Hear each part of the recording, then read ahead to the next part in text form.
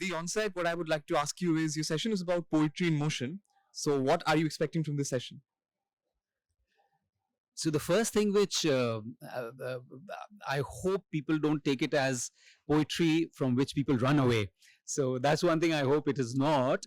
So, but I do think what it means is poetry which can move people, which can move incidents, which can move feelings and get people going, the world rolling. That's what poetry has the power to do. And I hope that is what we will get today.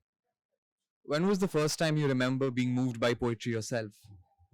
Oh my God. I'm sure it was Jack and Jill because it broke my heart when they fell down the hill.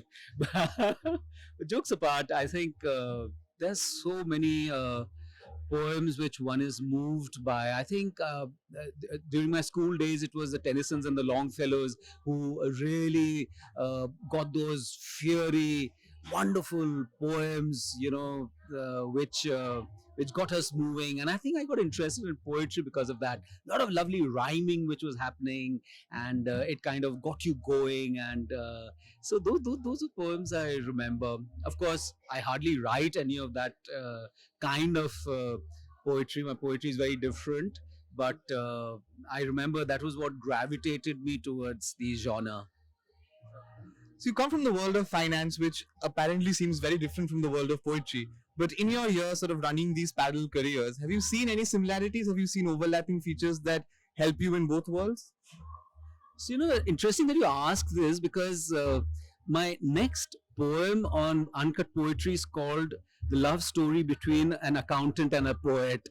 So, the whole thing about that poem is that you think that accountancy and finance is very different from poetry, but they're actually the same. They are both creative and artistic, and both just take place on different media. That's all. But actually, there's a lot of similarity, believe me. And speaking of uncut poetry, let's talk a little bit about your podcast and the fact that, it's a completely different medium of experiencing poetry, of talking about poetry. And also in the world today, podcast seems to be the in thing. A lot of people are listening to it. So, how do you see the audio as a medium to carry poetry forward? I see it as a medium which takes your work to a wider world because, as a medium, podcasts which are on platforms like Spotify and Apple have the ability to reach more homes and more people than a book will ever do. The fact that Uncut Poetry is heard in more than 65 countries is something my books would never achieve. So, to that extent, I think the power has to be harnessed by everybody. It doesn't mean that it supplements something. It takes over something. It's something which supplements each other. I think that's where we should look at all new technology, with that eye that how can I leverage it so that more people can access the work which I write and which I would love more people to read or listen. Yeah. My final question is, in all these years of writing poetry, how is your concept of what poetry constitutes or what poetry gives you as an author, as a poet? Has it changed? Has it evolved? If you can talk us about that.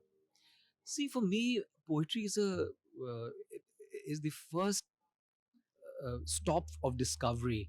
So when I start writing in the morning, and I write every morning, it's those first thoughts which come out, and I find that I never ever are able to see how a poem will end. So for me, it's a journey of discovery.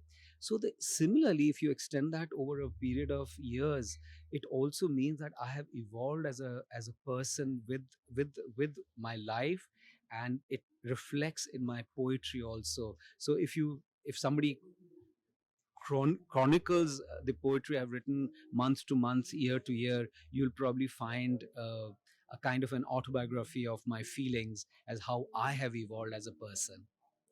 Wonderful. Thank you so much, sir. Have a great time at KLF. Thank you so much.